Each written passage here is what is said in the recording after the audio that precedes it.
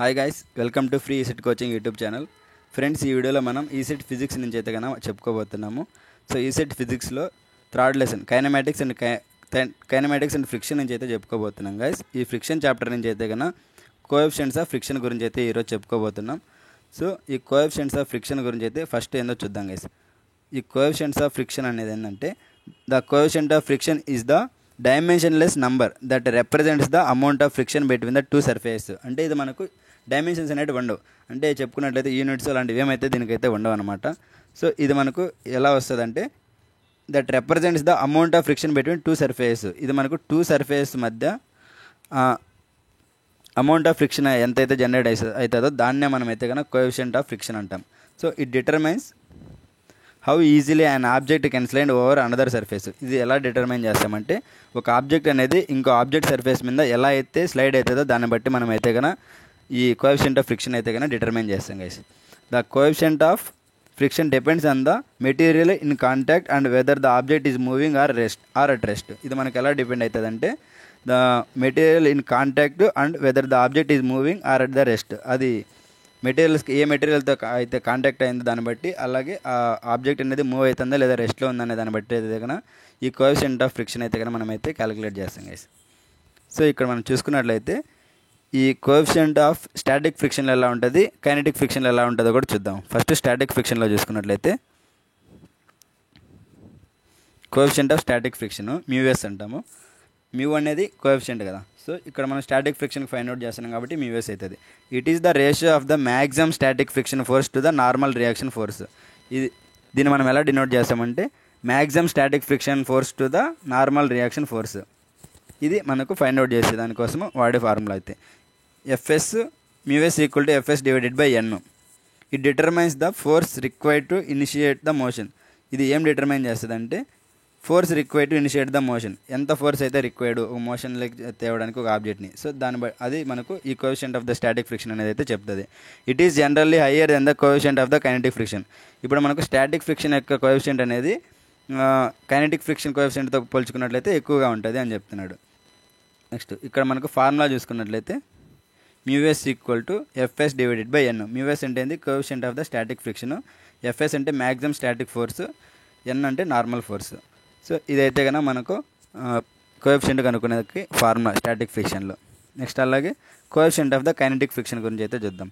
Coefficient of the kinetic friction చూసుకుంటే, it is the ratio of the kinetic friction force to the normal reaction force. ఇది kinetic friction ఫోర్స్కి అలాగే normal reaction ఫోర్స్కి మధ్య relation ఉండేదాన్ని coefficient of the kinetic friction అయితే వస్తుంది. It determines the force required to keep an object in motion.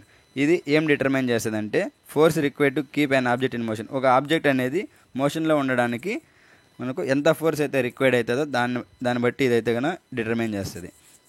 So ఇది మనకు కైనెటిక్ ఫ్రిక్షన్ అంటే ఏంది, ఒక మోషన్ అనేది కాన్స్టెంట్ స్పీడ్తో అయితే కనుక ఉండేదాన్ని మనం కైనెటిక్ ఫ్రిక్షన్ అంటాం. సో అలాగే ఈ కోఎఫిషియంట్ అనేది ఏం డిటర్మైన్ చేస్తుంది అంటే, force required to keep an object in మోషన్లో ఉండేదానికైతే కనుక ఇదైతే డిటర్మైన్ చేస్తుంది.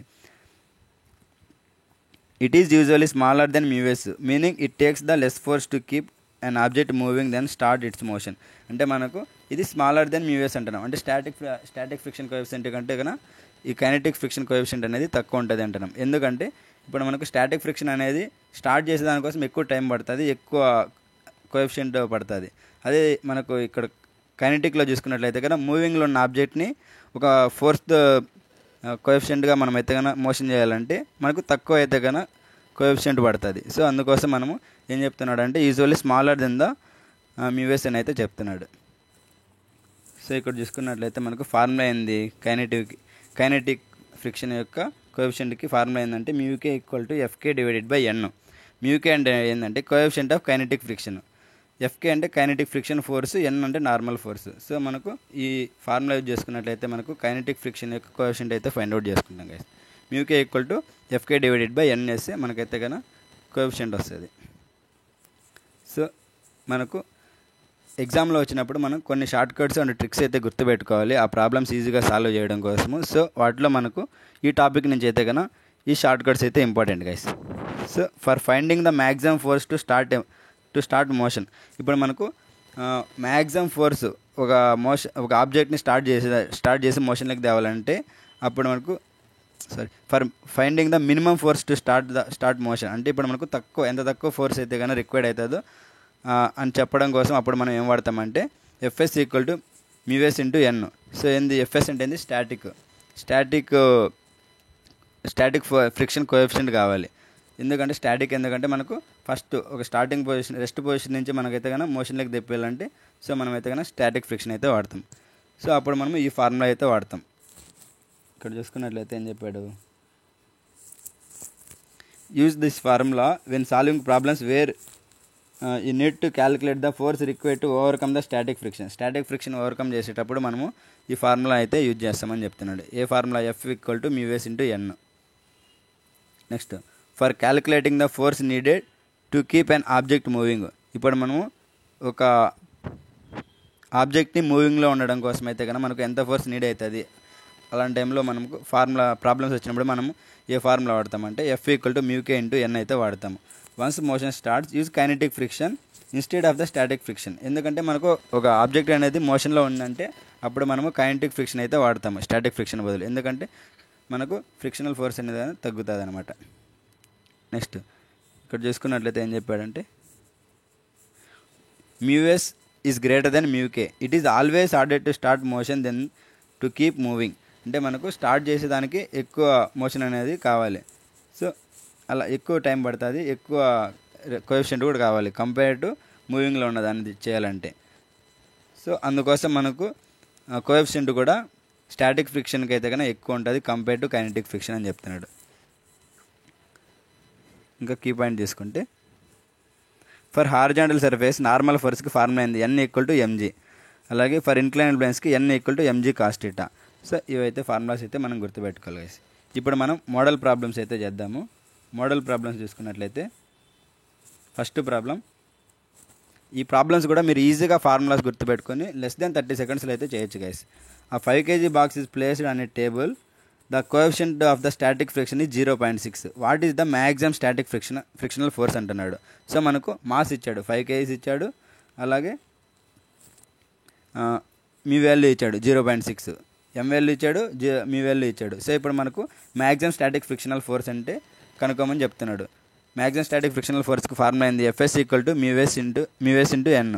సో మనకు మీ వాల్యూ 0.6 తెలుసు, ఎన్కి ఏంది formula mass into G, M into G. So 5 × 9.8. ఇక్కడ సబ్స్టిట్యూట్ చేస్తే మనకు ఎంత వస్తుంది, 0.6 × 49 వస్తుంది. సో మనకు వాల్యూ ఎంత వస్తుంది, 29.4 న్యూటన్స్ అయితే రావడం జరుగుతుంది. సో మనకి ఇచ్చిన ఆప్షన్స్ నుంచి ఏదైతే తక్కువలో ఉందో అదైతే పెట్టుకుంటాం. దగ్గరగా ఉండేది ఏది 30 న్యూటన్స్ అయితే దగ్గరగా ఉంది. సో మనం దీన్ని అయితే ఆప్ట్ చేసుకుంటాం గైస్. ఇలా అయితే ఈజీగా అయితే ఆన్సర్స్ అయితే సాల్వ్ చేయొచ్చు గైస్. మీరైతే కనుక ఈ ఫార్ములాస్ అయితే ఈజీగా గుర్తుపెట్టుకోండి.